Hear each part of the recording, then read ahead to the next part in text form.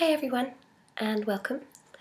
I'm Jenny and today I'm going to be teaching you how to make these little gingerbread men to hang on your tree. So here's the tutorial. So the recipe is relatively simple. I don't have a cup measurement, so use anything of this, any size really, and just stick to the measurements. So whatever you're using, it's 2 containers, let's just say cup for argument's sake, 2 cups of flour. There's no need to sieve it. It's just plain flour, not self-raising. Self-raising will create a slightly interesting effect. Not quite what we're after today, as we don't want any air bubbles and any rising whatsoever. So just standard plain flour. And we're going to follow that with a bowl of salt.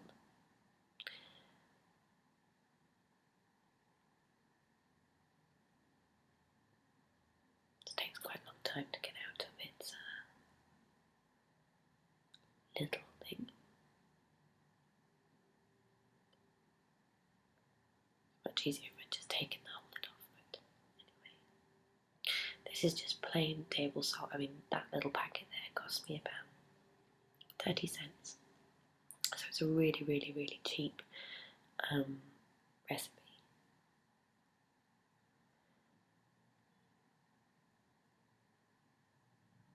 And you want it as fine as possible because obviously you don't want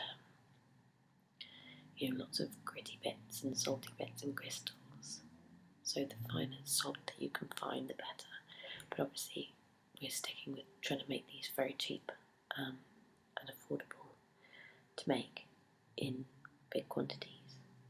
I ended up making about 5 or 6 batches of this salt dough, so it's a good thing that it only costs about €1, or $1, or £1 sterling, to make the whole thing.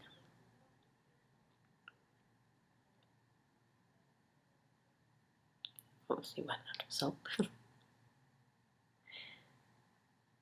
So some of the family salt comes out. Funnily, I've got so much because we don't actually use too much salt in the family. My brother was born with 1 kidney, so salt's not something that's usually put too much into our diet.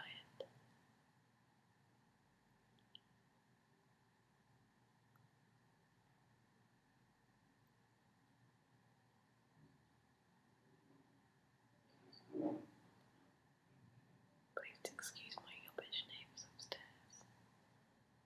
It's Monday, so clearly they are not working. Right, so now we've added the salt. I like to make mine cinnamon salt dough, which adds some colour and it also smells incredible, especially at this time of the year where Christmas is so close. It's just a really nice thing to add, so add as much cinnamon as you feel that you want to, depending on the colour that you're trying to create. It will lighten because of the salt, so if you're looking for quite a dark effect in your dough once baked, then I'd probably add quite a bit of cinnamon to the mix. Ground is obviously cheaper than grinding it yourself. So mix that all in nicely with a spoon. Not really necessary. It'll all just muddle in when you start to knead it anyway. Obviously decided I wanted it darker than what I have here.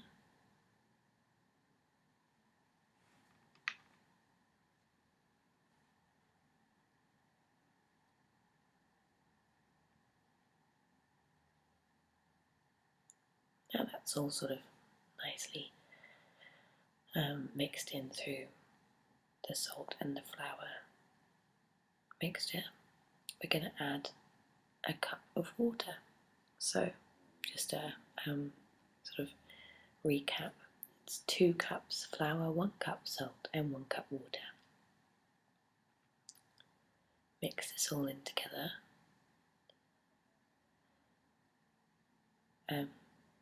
Probably easier to do with your hand. Again, this is sort of one of my first or second tries at making salt dough, so I was being quite particular, and also, you know, for video's sake, really. I wanted you to see how it's done, sort of properly, instead of me just bish bash bosh throwing things around the kitchen. And now it's time to get your hands in there. I'd recommend wearing gloves if you've got small cuts or scrapes on your hand, not for hygiene reasons obviously, because these can't be eaten, more for the fact that the salt gets into your cuts and it's quite painful actually, and it really, really dries your hands. It feels really, really horrible and dry when you've sort of finished this, so I suggest wearing gloves. The sort of skin tight ones that the doctors kind of use are quite good. Marigolds will be a little bit difficult because they're a little bit flimsy, so the tighter the rubber gloves that you can find, the better. Now, if your mixture is a little on the dry side, then moisten it up, and vice versa. If you've made your mixture a little bit too, sort of sticky and damp, then feel free to add a little bit more flour. I've heard of a recipe where cornstarch is used, which is meant to be actually better than this recipe, so I'm going to try that out. And I've made all my decorations now, so maybe next year try that out. Or if you want to try it out, then let me know.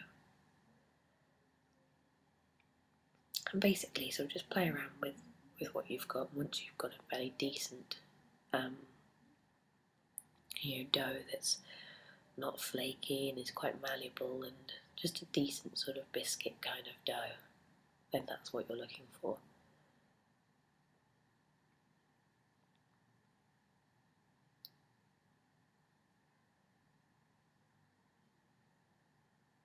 This is really great fun to do with children.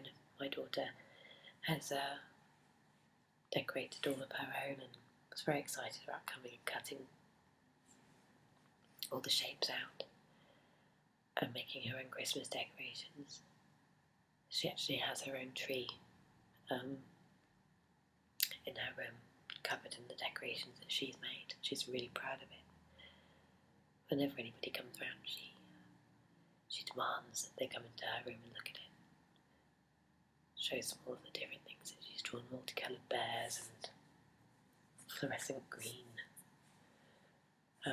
hearts and multicoloured gingerbread men who look like they've been on acid.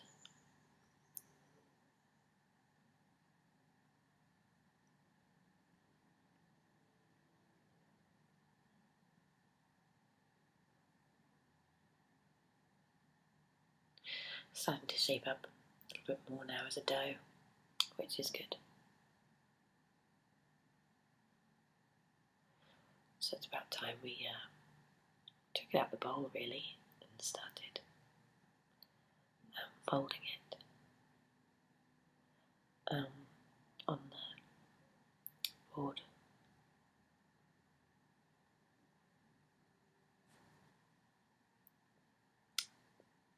Okay, so again we're just going to keep kneading it. I mean, the more you knead it, the better it's going to be. As you can see, it sort of still kind of cracks a bit, so it's like any biscuit dough that requires lots of work. You want to build up the gluten so that it all sticks nicely together. Without making it, like I said, too sticky, because otherwise it'll stick to the board and will never come off. If you see little sort of cracky bits like that, you just want to add a little bit more water, again, just so that it stops, the cracking stage, because it means it's a little too dry, which is difficult, when you use so much salt.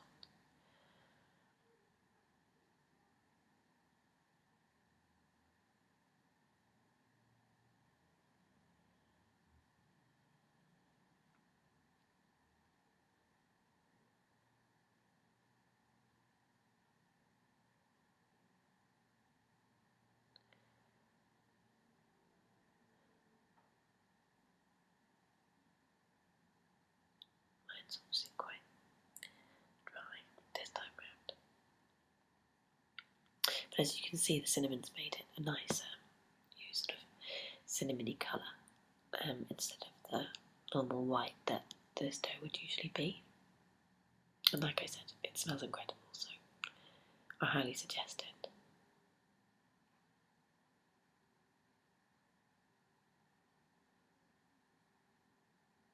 It's starting to look good now.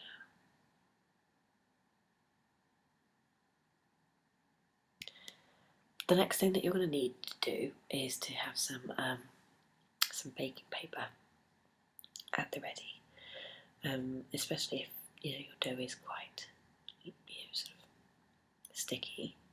It's just much easier, especially as you can see, my work surface is well, the table that I'm using is tiled, and it can often sort of stick into those sort of grouting grooves, which is no good. So I suggest folding the baking paper in half, and that way you can sort of have both sides covered in the paper, and that stops it sticking to the roller. And then just grab out a bit that you feel is a decent enough size.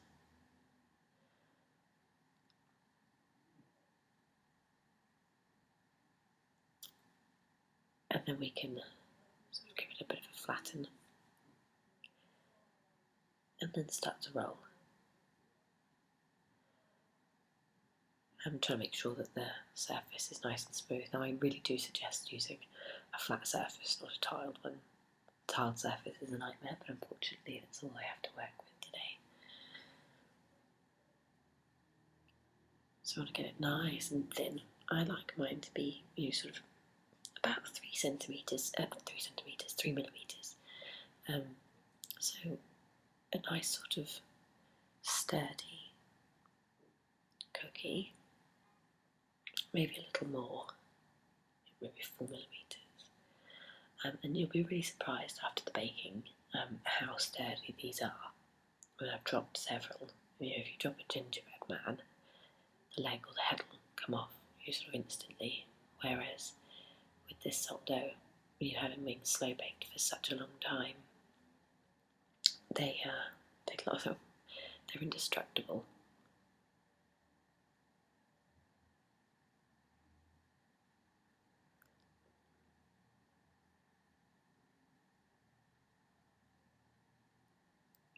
So just getting it nice and flat and smooth, and testing the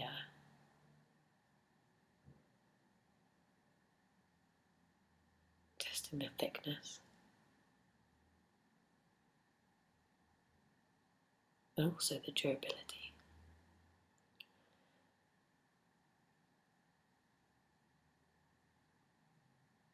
I think that looks pretty good now. Just a couple more quick checks. That works for me. So I've got my cutters out, and these are the gingerbread men that I'm going to be using today.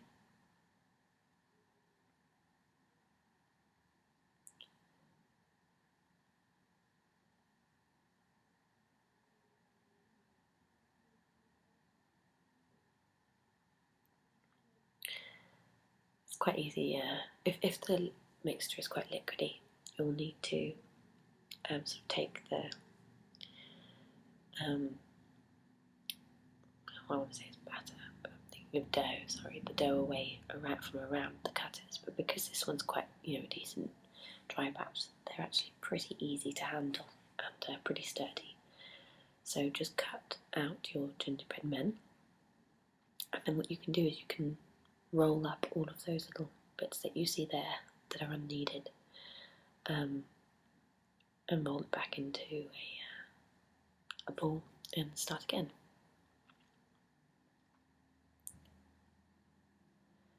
So all of that can be recycled and added to the big ball that we made. My random one mushroom. Now what you want to do here is take a straw, and obviously they need holes. It's much easier to make the holes now rather than after they're baked. So take the straw and basically just press into the dough and it'll make a perfect little round hole ready for stringing. And then these will just go, stay on the baking paper and go into the oven at 50. And it really all depends. Just bake very low for a few hours. Could even take up to 8 hours until they're ready. Okay, so now that they're baked, we have basically got the finished product, which are very hard. I like to bake them for a long time, so they're especially hard and not going to go funny, because a lot of people do have problems with soft dough going a little bit sort of clammy after a while. The best way to stop that is by painting it with varnish. So this is just kind of like almost like a PVA varnish, water-based, but it basically just seals it completely, won't let the moisture in the air get to it. So basically I'm going to be painting these little guys today, and showing you what kind of designs that you can do, basically. So these are pre-varnished. I thought I'd spare you the boredom of having to watch me varnish them, because it's not very interesting. So what I want to do now is to get some white paint. What I might do is I might just move the camera down so you can see what I'm doing. So there's a splodge of white paint. Really don't need much at all. It goes a very long way. And a spot of red. That was too much. So what I'm going to do now, and you see it there, is get my gingerbread man and start painting him. So what I like to do, my favourite one of the ones that I've tried, is a little eye.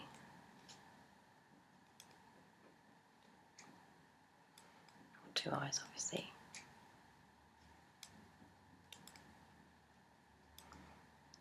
And a smile.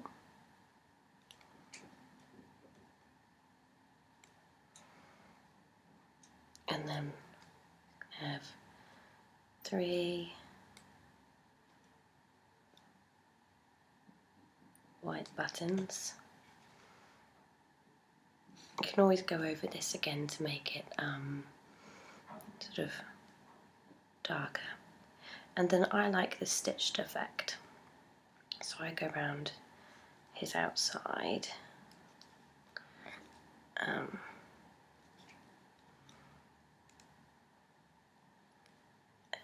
making him look like he's been a sewn gingerbread man, possibly out of felt.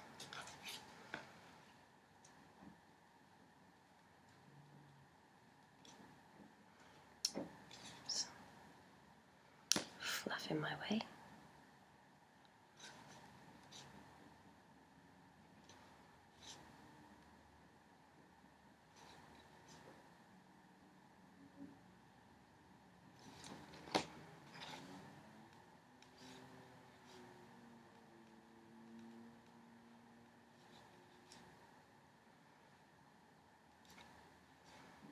Here we go.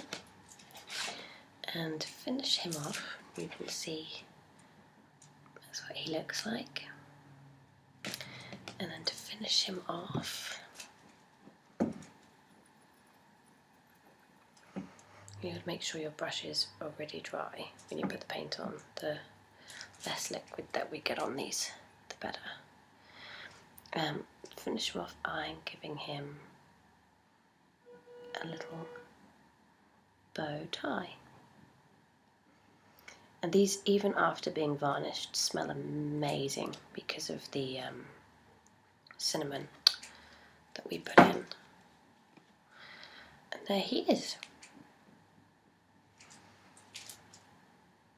So another one that I did, another type that you can do is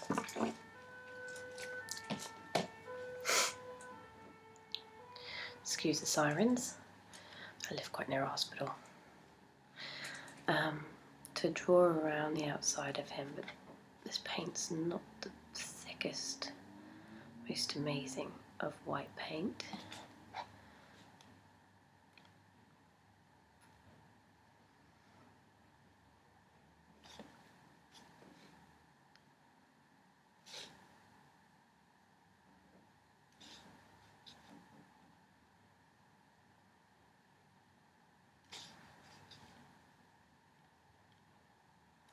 So it's not that visible, unfortunately, but I have to work with what I have here. Like I said, a second go around on top of that paint will make it stand out very thick. And so this makes it look like this one's been iced and like sewn like the other one.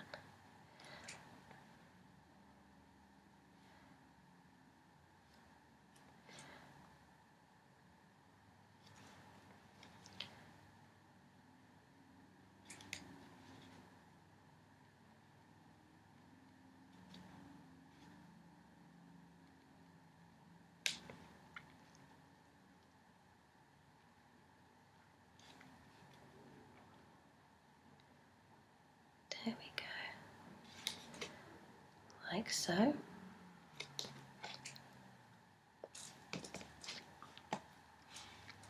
then he's going to get, he's going to get 2 eyes and a little mouth, and then I'm going to give him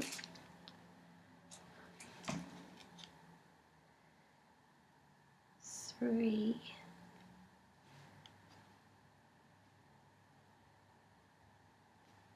heart buttons. So that's the finished product. And I quite like the way that they look, quite childish. So when those are dry, just set them aside, and they don't take long to dry, but personally I like to leave them overnight just to make 100% sure.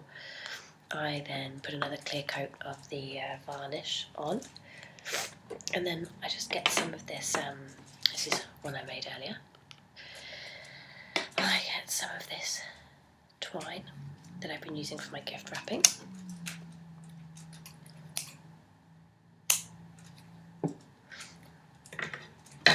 Candy cane twine, and then tie it in a tight knot.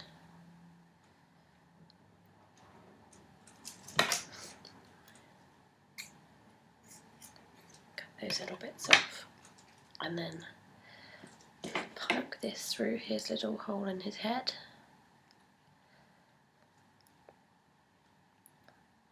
And voila! There you have it. Your own homemade gingerbread man to stick on your tree, like so. And they look really, really cute. Yeah, so there we have it. You can also make long garlands of them, which I will probably show you in another video. Thank you very much for watching, and good night. Merry Christmas.